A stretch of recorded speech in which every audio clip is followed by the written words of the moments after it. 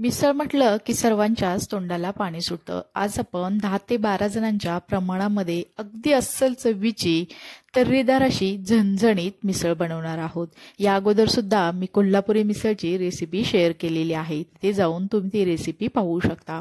विशेष म्हणजे आज मिसळ बनवताना इथे मी घरगुती एक सिक्रेट असा मसाला वापरणार आहे, त्यामुळे तुमचा मिसळचा रस्सा हा अफलातून बनला जातो। तुम्ही बाहेरची मिसळ खायची विसरून जाल, इतका चविष्ट हा मिसळचा रस्सा बनला जातो। चला तर रेसिपी सुरू करूयात। सुरुवातीला आपण मटकी शिजवून घेऊयात। त्यासाठी गॅसवरती कुकर ठेवला आहे। कुकर हलकासा गरम झाला की त्यामध्ये 2 चमचे इतकं तेल घालायचं आहे। इथे तेल सुद्धा आपण हलकसं गरम होऊन द्यायचं आहे। त्यामध्ये पाव चमचा मोहरी तसेच पाव चमचा जिरे सुद्धा घालायचे आहेत। जिरे आणि मोहरी आपली अगदी व्यवस्थित अशी तडतडली गेल्यानंतर त्यामध्ये एक मीडियम आकाराचा बारीक चिरून घेतलेला कांदा सुद्धा घालायचा आहे। आता आपण हा कांदा तेलामध्ये चांगला परतून घेऊयात। कांदा थोडा परतला गेला की त्यामध्ये 4 ते 5 इतकी कढीपत्त्याची पानं सुद्धा घालायची आहेत, त्यामुळे मटकीला एक छान अशी चव येते। कढीपत्ता सुद्धा तेलामध्ये चांगला परतला गेलेला आहे आणि इकडे आपला कांदा सुद्धा अगदी व्यवस्थित असा भाजला गेला आहे। त्यामध्ये आता आपण पाव चमचा इतकी हळद घालायची आहे। हळद घातल्यानंतर त्यामध्ये साधारणतः 400 ग्रॅम इतकी मी ही मोड आणलेली मटकी आहे, तर ही मटकी घालायची आहे। तर हे मोड सुद्धा मी अगदी घरगुती पद्धतीने घरीच मोड आणलेले आहेत। याची सुद्धा रेसिपी मी तुम्हाला लवकरच शेअर करेन। तर इथे तुम्ही बघू शकता तेलामध्ये चांगलं परतून घेतल्यानंतर त्याला छान असा कलर आलेला आहे। त्यानंतर लगेचच आपण एक मीडियम आकाराचा बटाटा त्याची साल काढून त्याच्या अशा बारीक बारीक फोडी करून घेतलेल्या आहेत आणि हा बटाटा सुद्धा इथे घातलेला आहे। आता आपण मटकी आणि बटाटा चांगला तेलामध्ये परतून घेतलेला आहे आणि ज्या बाउलने आपण मटकी घेतलेली आहे ते 2 बाउल इतकं आपण इथे पाणी घालायचं आहे। त्यानंतर यामध्ये चवीनुसार 1 चमचा इतकं मीठ घालूयात आणि त्याला थोडंसं असं हलवून घेऊयात। आता आपण कुकरचं झाकण लावायचं आहे आणि याला मीडियम गॅसवरती 2 शिट्ट्या करून घ्यायच्या आहेत। तर इकडे आपल्या कुकरच्या शिट्ट्या होत आहे तोपर्यंत आपण बाकीचा मसाला बनवूयात।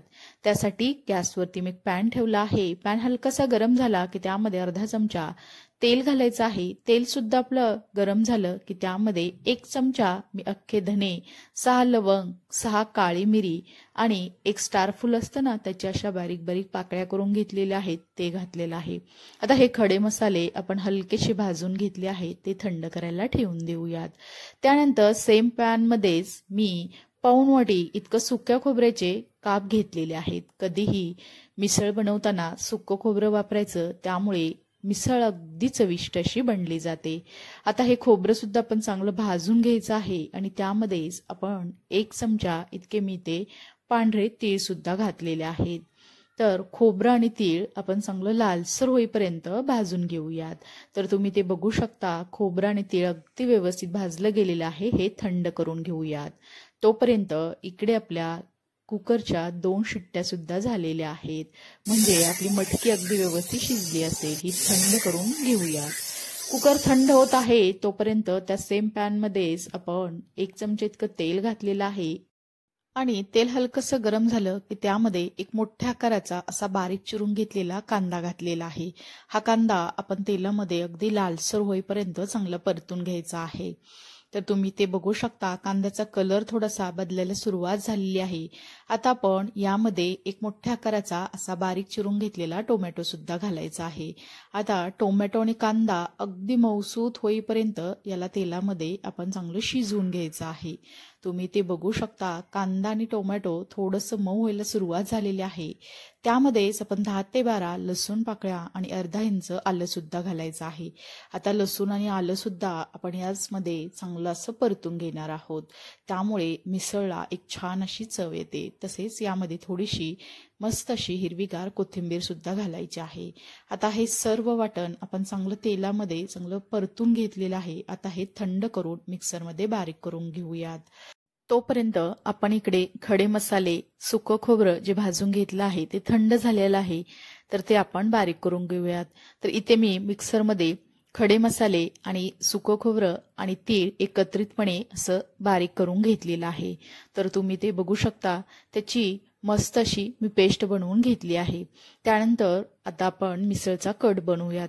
त्यासाठी गॅसवरती कढई ठेवलेली आहे। कढई हलकीशी गरम झाली की त्यामध्ये 2 मोठ्या पळ्या इतकं तेल घालायचं आहे। तेल इथं जरा जास्तच वापरायचं आहे, कारण आज आपण अगदी तर्रीदार झणझणीत अशी मिसळ बनवतोय। त्यानंतर आपण जे खोबरं आणि जे खडा मसाला आहे त्याचं सुरुवातीला जे वाटण करून घेतलं आहे ते वाटण तेलामध्ये घालायचं आहे। आता आपण याला मीडियम गॅसवरती चांगलं तेलामध्ये परतून घेऊयात। त्यानंतर इथे आपण टोमॅटो, कांदा आणि आलं लसूण याची सुद्धा पेस्ट घालायची आहे। तर तुम्ही ते बघू शकता, एकदम मस्त अशी फाईन याची पेस्ट मी बनवून घेतलेली आहे। आता हे सुद्धा वाटण अगदी तेलामध्ये व्यवस्थित असं तेल सुटेपर्यंत आपण याला परतून घ्यायचं आहे। तुम्ही ते बघू शकता, दोन्ही वाटण आपले तेलामध्ये अगदी व्यवस्थित असे परतले गेलेले आहेत। आता आपण यामध्ये काही सुके मसाले घालूयात। तर सुरुवातीला आपण इथे 2 चमचे इतकी लाल मिरची पावडर घालायची आहे। तसेच इथे मी सुहानाचा 3 चमचे इतका मिसळ मसाला सुद्धा घातलेला आहे। तुमच्या आवडीनुसार तुम्ही इथे कोणताही रेडीमेड मिसळ मसाला वापरू शकता। त्यानंतर इथे 1 चमचा गरम मसाला घालायचा आहे, त्यामुळे मिसळ अगदी चविष्ट अशी बनली जाते। आता हे सर्व मसाले या वाटणमध्ये आपण व्यवस्थित असे मिक्स करून घेतलेले आहेत आणि आता आपण अगदी लो गॅसवरती याला आपण तेल सुटेपर्यंत भाजून घ्यायचं आहे। तर आपले मसाले तेलामध्ये करपू नये त्यासाठी मी अगदी थोडंसंच इथे पाणी घातलेलं आहे आणि हे मस्त असे मसाले आपण शिजवून घ्यायचे आहेत। मसाले व्यवस्थित शिजले गेले की त्यामध्ये आपण ही शिजवून घेतलेली मटकी घालायची आहे। आता त्याला अगदी व्यवस्थित असं आपण हलवून घेऊयात। तर तुम्ही ते बघू शकता, अगदी याला मस्त असा कलर आलेला आहे। आता आपण ज्या कढईमध्ये आपण मसाला करून घेतलेला आहे ते कढई भरून मी पाणी ते गरम करून घेतलेलं आहे आणि हे गरम पाणी सुद्धा यामध्ये आपण घालायचं आहे। तर मिसळचा कट बनवताना किंवा मिसळचा रस्सा बनवताना कधी गरम पाणी वापरायचं, त्यामुळे त्याला अगदी मस्त अशी तर्री येते। त्यामध्ये चवीनुसार मीठ घालून त्याला परत एकदा व्यवस्थित असं हलवून घेतलेलं आहे। हा रस्सा 10 ते 12 जणांना पुरेल इतक्या प्रमाणात आहे। त्यानंतर याला 5 ते 7 मिनिटाकरता आपण मध्यम गॅसवरती असंच याला शिजवून घ्यायचं आहे आणि अधूनमधून त्याला असं हलवत राहायचं आहे।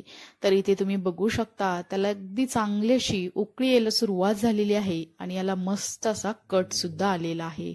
अगदी तर्रेदार असा हा रस्सा बनला गेलेला आहे। तर आज आपण 10 ते 12 जणांच्या प्रमाणामध्ये ही मिसळ बनवत आहोत। तर तुम्ही ते बघू शकता, चांगली उकळी आल्यानंतर याला कट सुद्धा तितका छान आलेला आहे। तर इथे हा आपला मिसळचा रस्सा बनवून झालेला आहे। चला तर मग आता मिसळ आपण सर्व करूयात।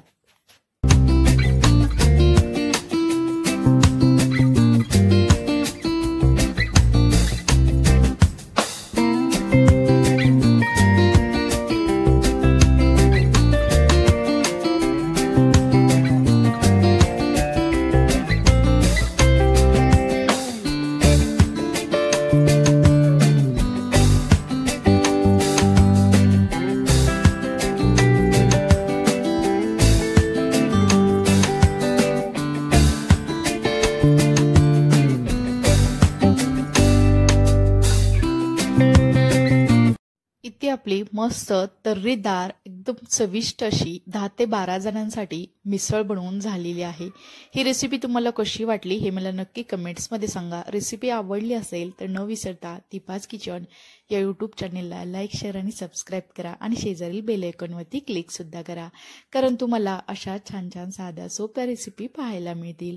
चला तर मग नंतर भेटूया अशाच एका छान अशा रेसिपी सोबत। तोपर्यंत सर्वांना धन्यवाद।